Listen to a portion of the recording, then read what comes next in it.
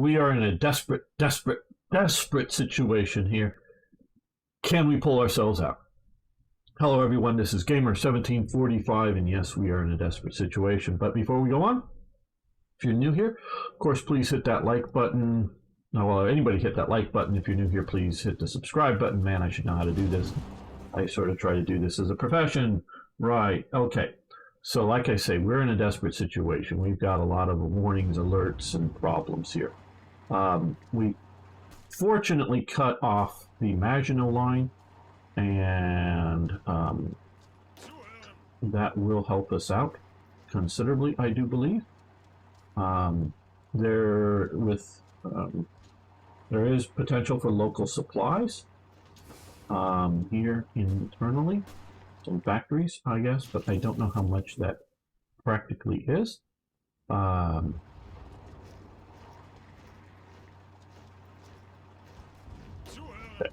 think all of these guys are going to march down to here. It'll be all the way down to there. Leave just one division there. Well,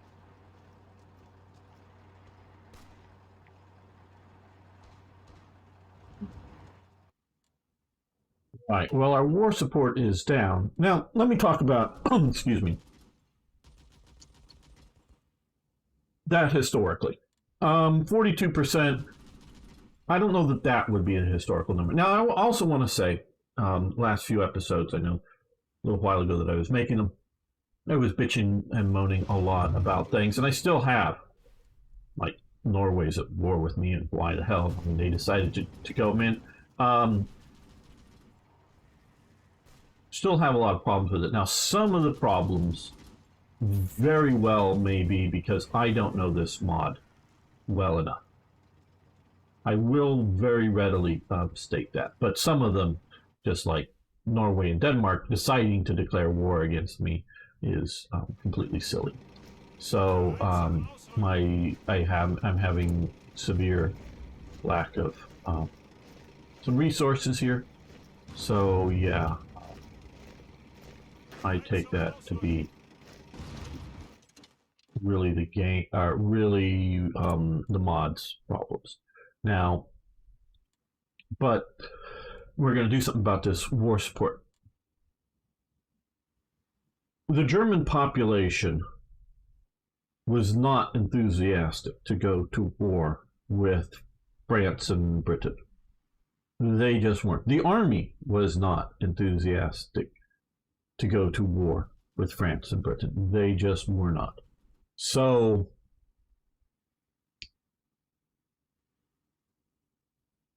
that is real.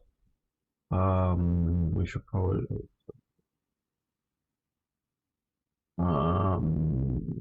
there, we could do that. Yeah, let's do this. I know it'll cost some of our civilian factories for a while.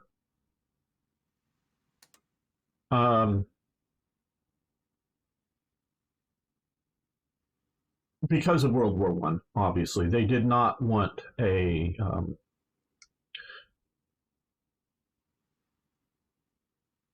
potentially even worse World War I than World War I was for Germany.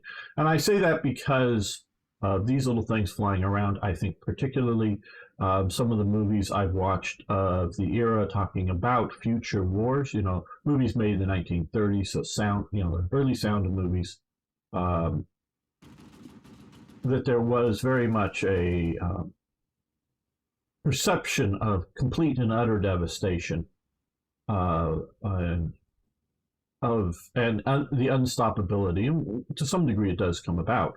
Obviously, Germany is wrecked much worse in World War II than World War I. Where World War I, for most nations, saw huge amounts of death and destruction on the battlefield and around the battlefield region, not other places. Obviously, the soldiers from all over end up on the battlefield, so you see huge amounts of death and destruction there. But, the Paris gun that the Germans have that are firing at Paris, and the Zeppelin raids, I presume there's some on Paris, but sort of famously on London, um, really aren't killing that many people.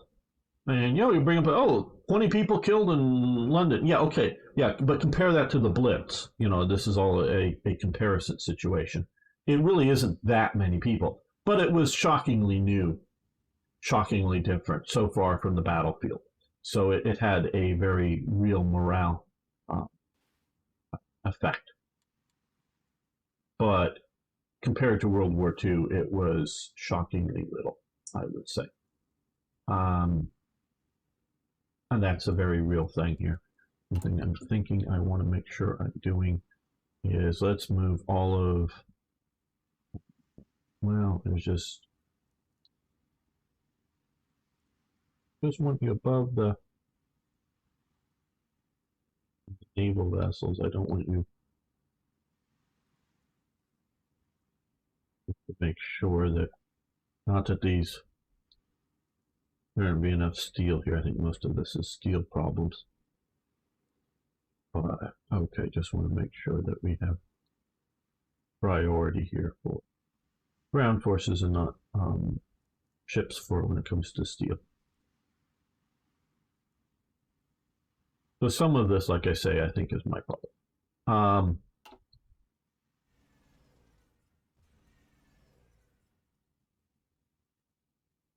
But fortunately for Germany, shall we say, early in World War II, there was not a use of strategic air power against,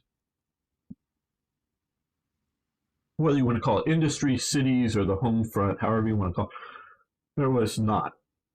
And it was, to a point, thought to be, I think, the idea of a mutually assured destruction, like we think of as nuclear weapons. I know I'm jumping around topics, but I'm going to go to strategic air power. Curtis LeMay, particularly, but also Arthur Bomber Harris, were strong believers in strategic air power. Well, from what I read, after World War II,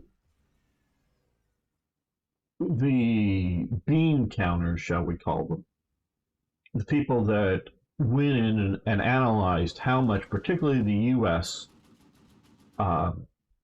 spent industrially, not so much, well, maybe counted in terms of dollars, but how much industry and support elements of everything to set up strategic warfare, and then how much it affected, according to their view of things, how much it affected the outcome of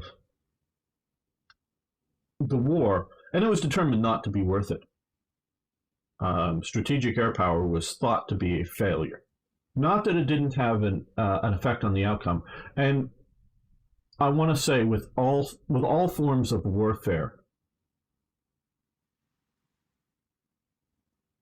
they will have an effect on the war. And if you do it right, it can have an effect larger than the cost of it. Meaning, the Japanese shelled the American, the Pacific coast, particularly. We're talking, I think, one time up in Washington State, another time an oil field along California. But I think those are the only two incidents that I know of specifically that the Japanese did. But the effect, particularly the early one off the oil fields, which killed, or I don't think even hurt anybody, did not, to the best of my knowledge, cause any disruption in oil production there. It just did some very minor damage. Oh, hey, this thing over here, there's a shell impact on this deck. Oh, the oil well right next to it is still working and it's all still going, but meaning they identified some physical damage done by a Japanese submarine captain who had visited the location prior to the war and like fell down or tripped or something and whatever, and felt that he was embarrassed. So this was as much about personal pride, this attack, than anything else, because he was not, to the best of my knowledge, authorized to do this particular attack. But he does shell the oil field. Interesting little story. Maybe I should read up on it again and tell it to you guys someday. But the reaction to that shelling is a huge effort to secure the American coastline, shall we say. There already was, it goes back even before the Endicott program, but there was a port fortification, major guns to defend the ports. Going back to through the 19th century and actually before the American Civil War, particularly on the East Coast. But there is the sort of Presidio and whatnot, the old fort here in San Francisco. So there was that, and that was ongoing, and it was ongoing before World War II breaks out. It continues basically before, in the 30s and the early 40s in through the war.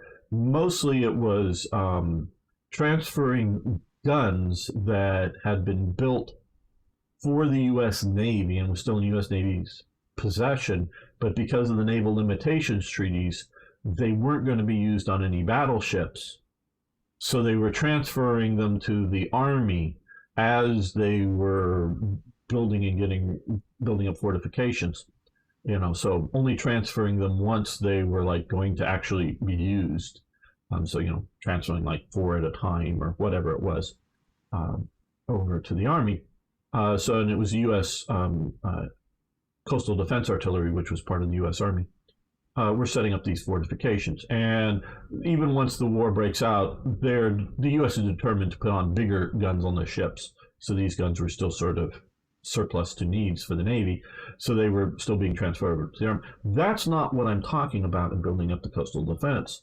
It was a lot of lighter artillery, a lot of lighter anti-aircraft or anti-aircraft artillery, including to the point that right around here is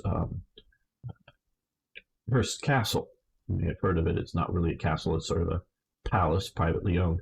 They even put some sort of guns they deploy guns in and around it because he's a newspaper magnate. That's where he mainly makes his money.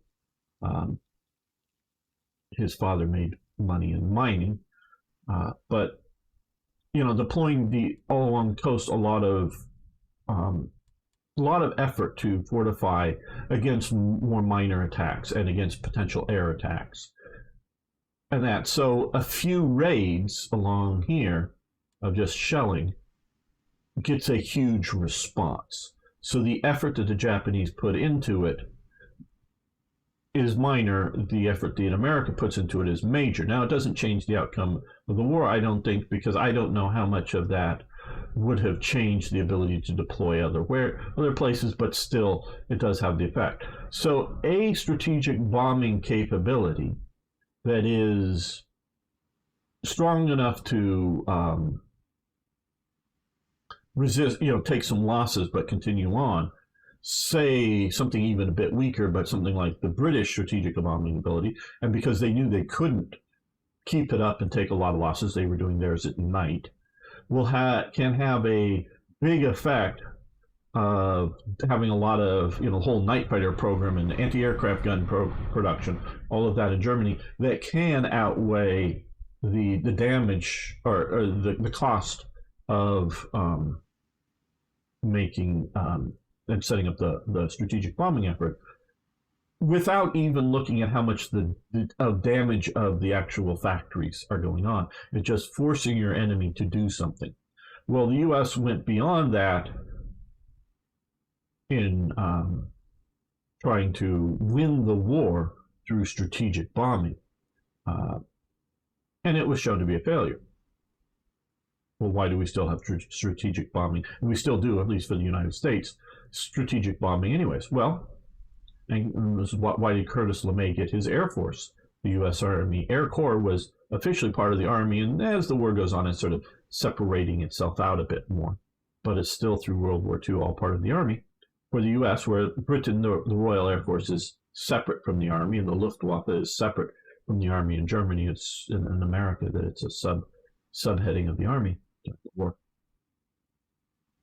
Why? Well, nuclear weapons is the answer to that. And why is it still effective today? Precision-guided abilities, shall we say. It's a few aircraft instead of trying to, dumb bomb out, because we can look at the strategic bombing efforts on the Ho Chi Minh Trail. In my amateurish estimation of it, it was nowhere near worth the cost of it, because it was trying to use strategic bombing power to deal with a low-level infrastructural setting and being able to move stuff, meaning they're building underwater bridges out of bamboo, so that you can't really see them in any time, but enough to be able to walk in water, but walk over the river, while pushing a bicycle loaded down with supplies. You're flying in, high-tech aircraft and bombs trying to bomb it. That is different than the sort of strategic punishing raids up into North Vietnam as well, but that definitely had a major impact on North Vietnam, but wasn't winning the war, because it was still mostly a dumb bomb types of operation.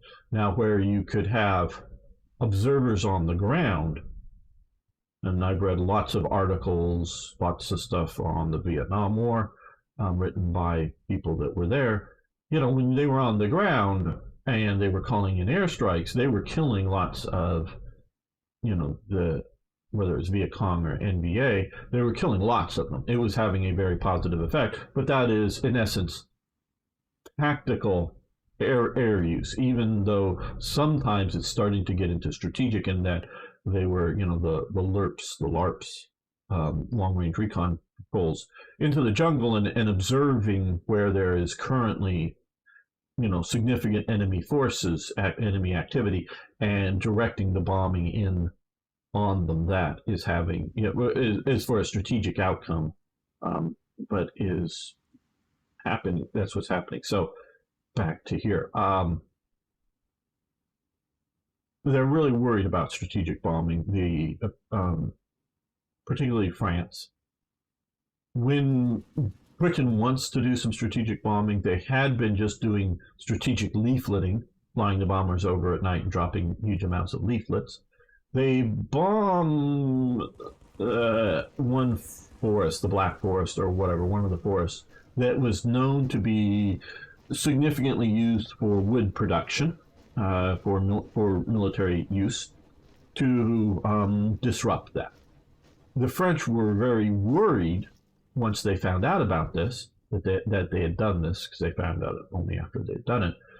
They were raising objections because they were afraid that the overwhelming Luftwaffe, because it was so much larger than the French Air Force, was going to then start bombing places like Paris, as bombing behind lines.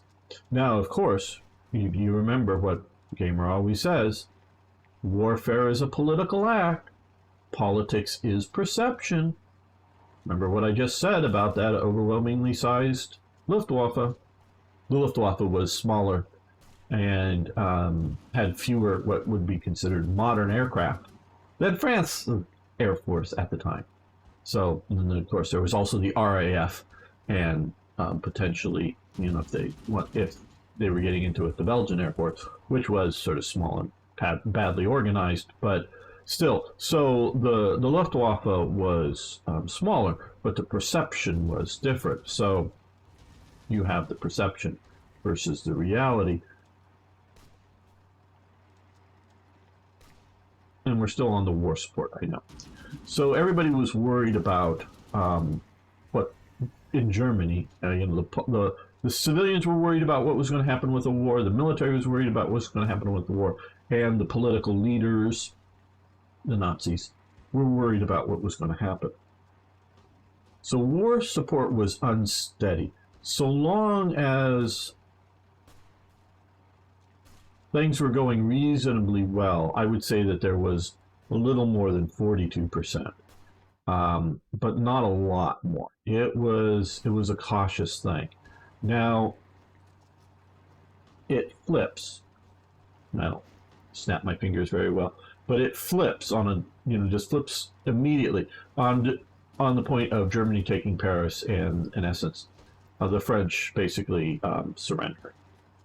Those are two different events, but they're very close to each other, and Germany's, you know, I don't know what the German populace or the German military's perception of the fighting ability of the French at the point of taking Paris, but everybody sort of knows, and of course the German propagandists put this out immediately, that once you've taken Paris, everyone knows you're doing well in the war. That is not a, you know, how are we doing today? You know, are we winning, son?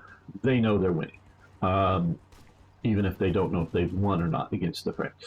That is when you start getting insanely high war support for Germany, that because of various factors, Hitler is able to maintain it up to the very end, to the point that there is still significant willingness of the mass population to fight, particularly the Soviets, but to fight even beyond Hitler's death. Though, of course, the realists up top realize that it's over, so once Hitler's dead, they start working on setting the negotiations. So this war support ain't great. I think it's a bit low, but I will, like I say, with this, I don't know that I am fully taking advantage of all of the elements of the mod. So we have a lot of political power. We're going to spend 50 of it and demonize the enemy. I'm going to pick the French first here, so that we can still do the British afterwards, because we may end the war before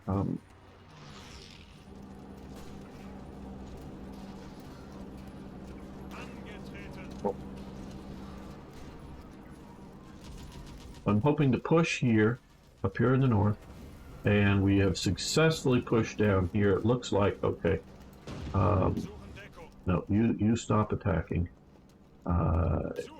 You drive down to here. You drive to there. You're sort of narrow frontage. You guys are coming. Oh.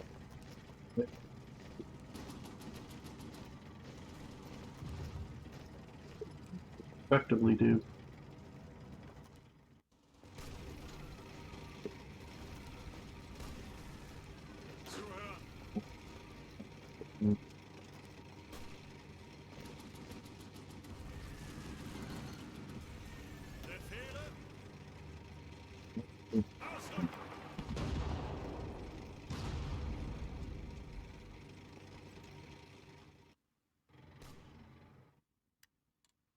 Man, was there another decision event? Okay. Oh, we should also do the fall rot element, which will gain attacks. Bonuses here. We are in essence fall rot territory, meaning we've done fall Gelb and taken the Low Countries and all of that. Oh, these guys gave up on their attack. Okay, we're across the river there. Okay, so you march all the way to there. You and you march to there.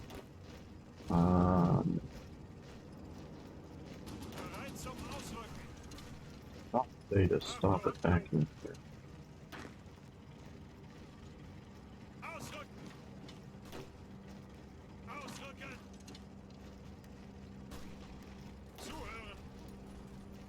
Doing really poorly down here. These guys are badly organized. Oh, there.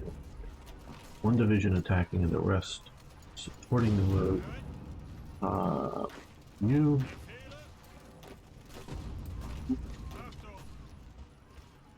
The professor coming in behind them. Hopefully strong enough to hold there. You can march around here.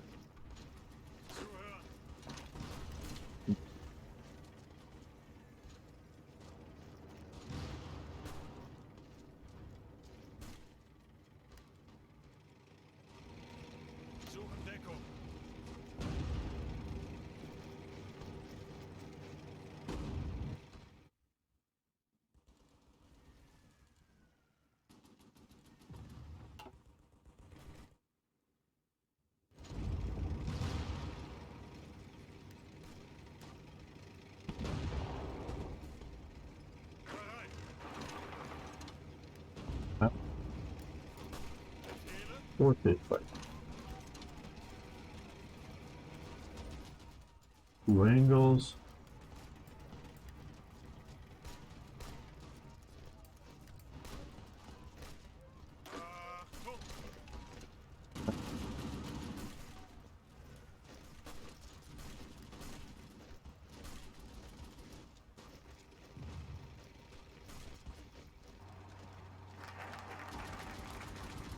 Okay, we've got aggressive artillery, good.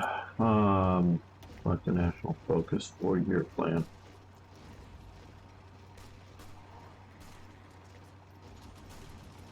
Integrate Hungary or integrate Romania.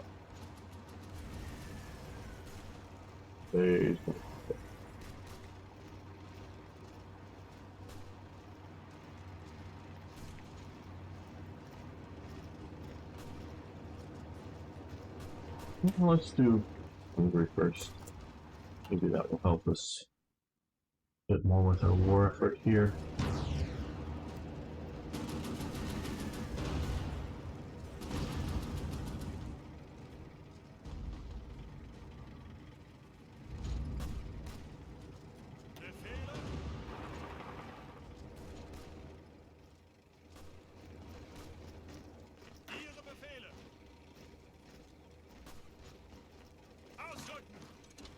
Strike here. Not so much that I really plan on winning this attack here, but more along the idea of wanting to delay their movement anywhere in support of anything else.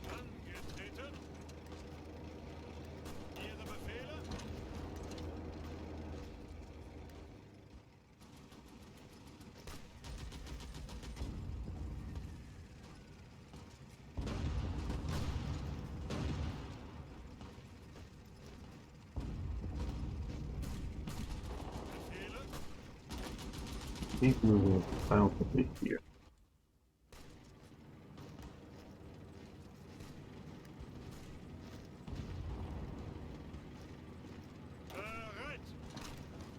Do a spoiling attack there. Just keep those guys 10 divisions tied up.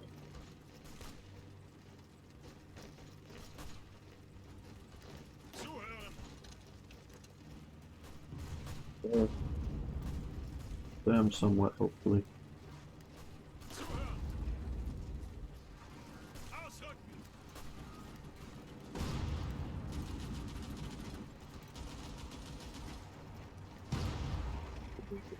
There.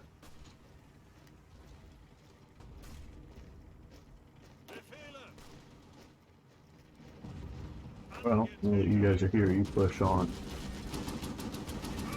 Go on that attack.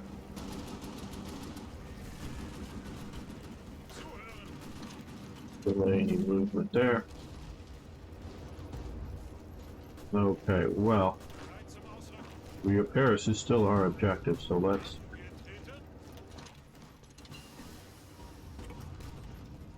Okay, improved radar, nice.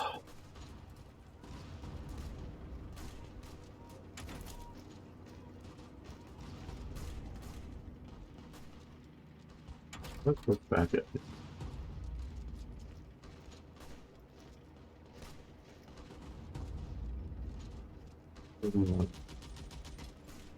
Yep, we'll do this.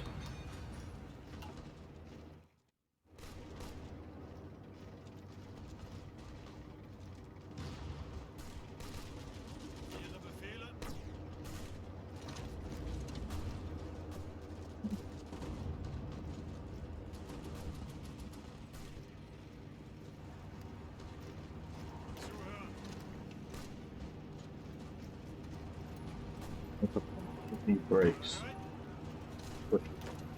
No brakes whatsoever. Keep up that offensive.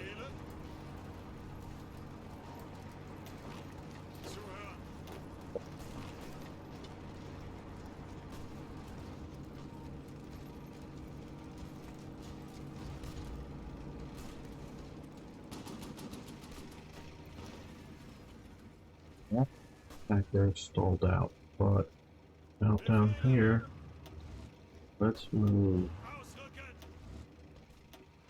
you down there like that. Now that these guys facing off with one division, push into here, and help hold that flank, hopefully effectively. Push into here.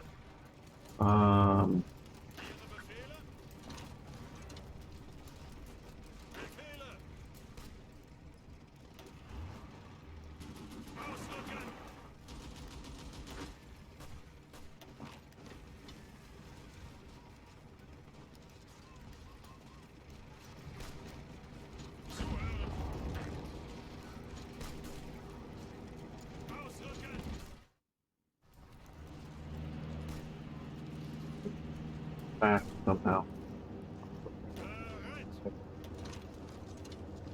Here, well.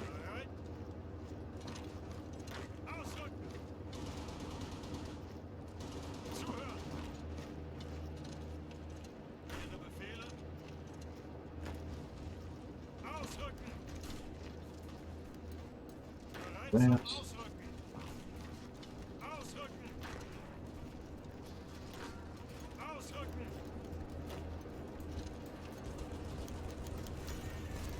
Declared an open city. Oh, okay. Well, this is cool with the mod.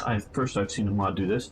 With the French government completely disjointed and our military victorious, we have convinced them that further fighting is futile, and upon witnessing our war machine, they have decided to declare Paris an open city, allowing our forces free entry. We have a narrow window to seize the opportunity in case the French military. Okay. Well, good. The one thing that is remarkably different than historical is that our armored forces are down here because I used them to close off the Maginot Line.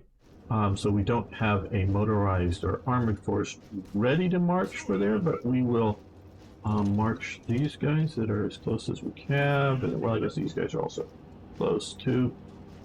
We want to get Paris. You come down that way. At this situation, well, okay. Oh, we need to, can we trade for any more? Not really. Okay. Iron. No. Adding stuff to things that won't be produced. At this point, really.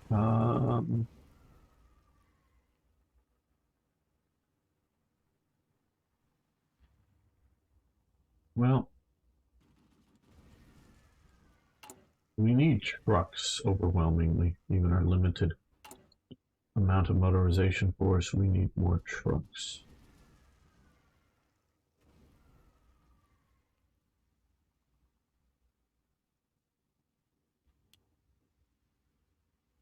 And then we will come down to here, and yeah, I saw the condors. Let's do it. 4 more factories of condors.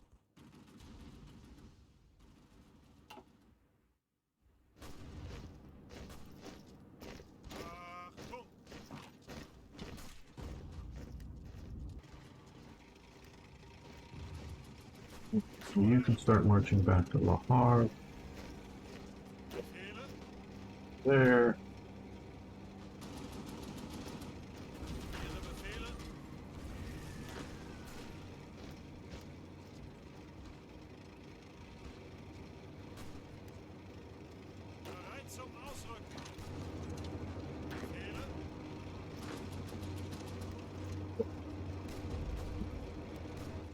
French armors are moving back towards Paris. Okay, Paris falls. Another victory. Okay, well, let's... Now, I would say war support should shoot up because of that. But that's just me, like I was talking to you before about my estimation of, or my observed, and it really is observed, reality of what was going on. There's support.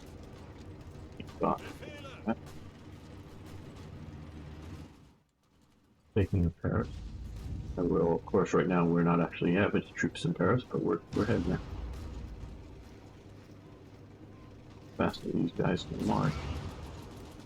Actually, okay, you guys come this way so you don't get delayed in that counterattack.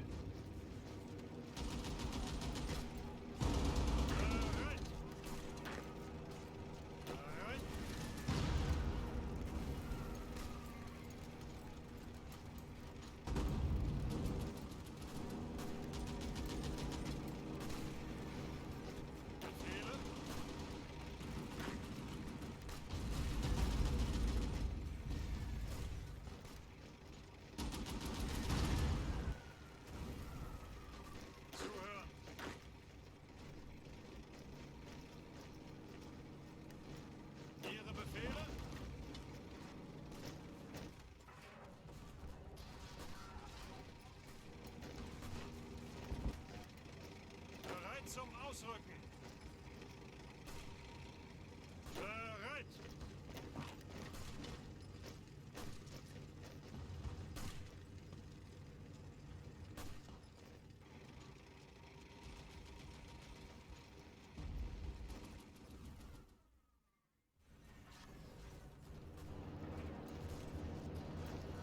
Okay. Maybe not overly secure, but we have Paris. Well, let's honor von Schlieffen and don't weaken the right too much.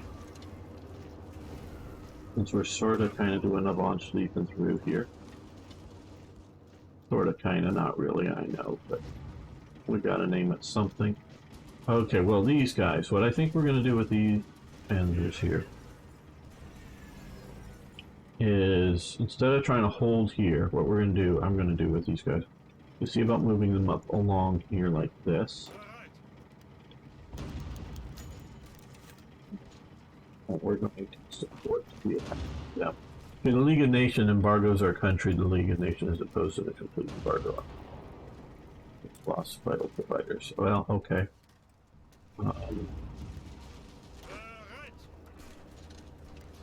You guys attack there.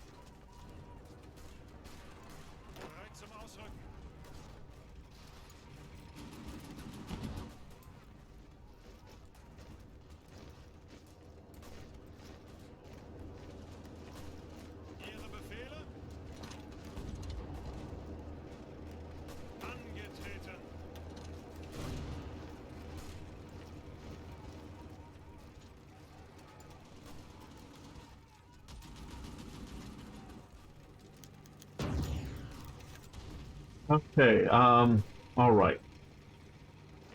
Right now, 43 wars. Triumph in France. Our victory in France is nearly complete. The French government has asked for an armistice. Our diplomats have prepared terms which they have agreed to. They will retain control of southern France while we are free to occupy the rest. Establish Vichy France. No, Germany will conquer all. I like the idea that one, we're being offered the historical settlement.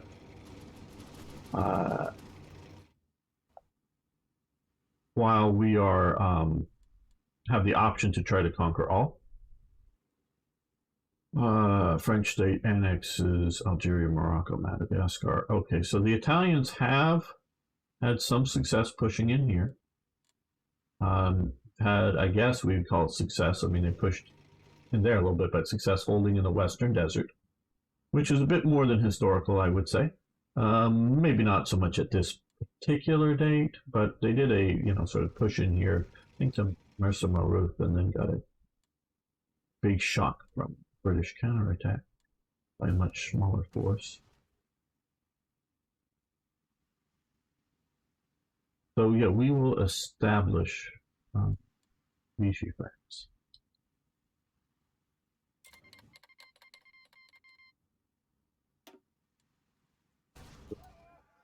So basically here, oh, well, they're still fighting the Belgians. This territory goes back to being Vichy, or goes to being Vichy. Okay. Well. Bereit. Ausrücken. Yes.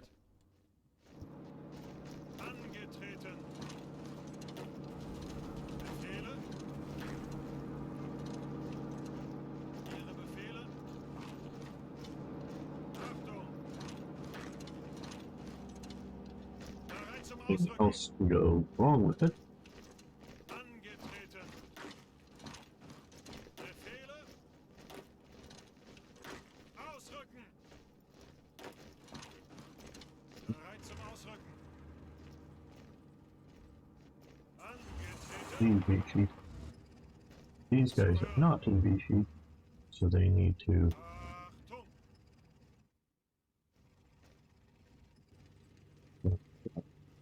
Yes. Befehle. Ihre Befehle. Angetreten. Achtung. Bereit. Ausrücken. Bereit zum Ausrücken. Ausrücken. Bereit. You can go back to region. Second armistice at Compiègne.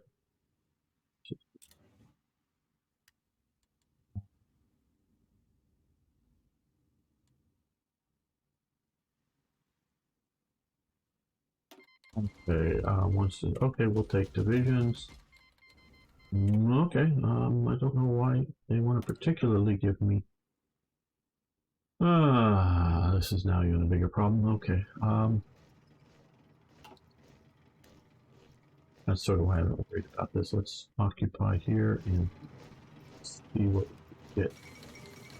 Oh, okay, now it's turned over. I wondered if that was going to happen. We still need to occupy the territory to keep the Allies, Britain particularly, from re-invading. Okay, we got 162 Char B1 Bisses captured, 3,000 support equipment, and 19,000 other equipment. So here we can see some Salmas. Somehow we captured 8 Panzerkampfwagen 3s aus A's. What did they capture them from us and we recaptured them back? I guess I don't know. Okay, so a lot of equipment. Nice. France has capitulated. Very good. Bereit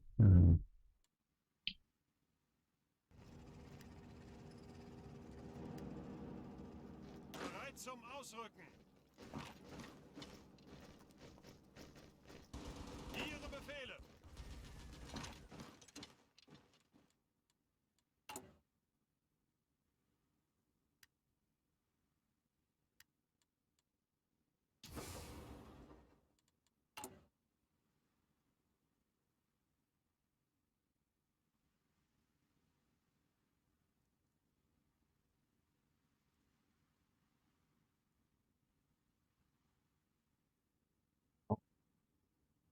Now, I would have those events massively, whether it was some of the Paris triumphs in Paris, or whether it was forming Vichy France, and or this last one that happened. All of them, or some of them, one of them, or all of them, massively jump up war support.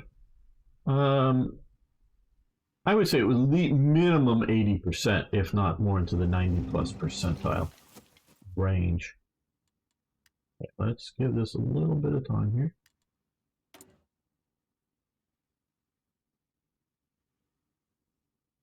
Yeah, we'll just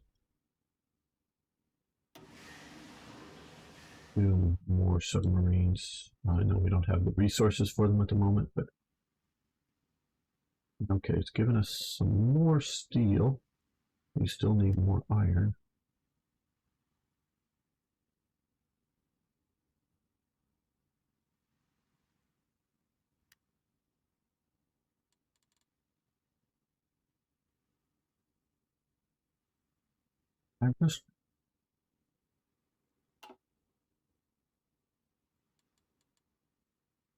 I know I talk a lot about that steel is a product and not a like a natural resource.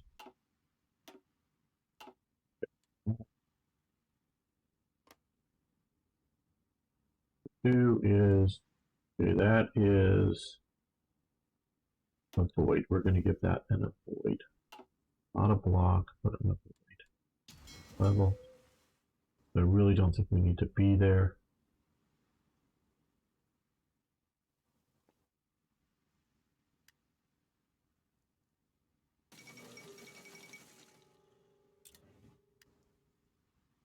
There's just a species rats.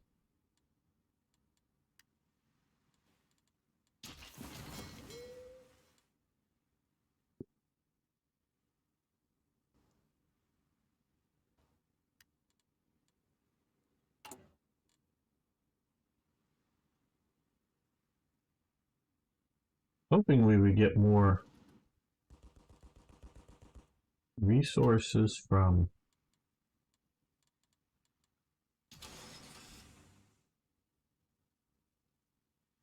species and more iron coming in. I guess we are maybe still repairing damage.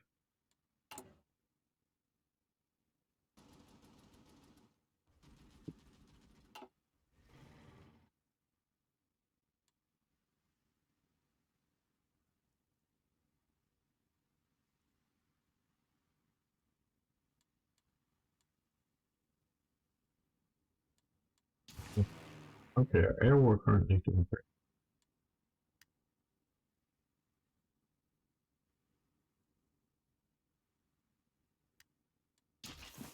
Well, after a stunning victory like that, I think we ought to end the episode.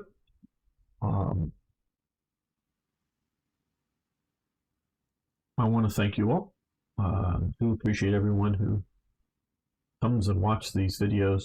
I appreciate very much those who comment. It's fun to hear back from you guys, even if it's just a hi, to know that you're really out there and paying attention. I do appreciate that. So thanks so much. See you next time for, yes, even more hearts.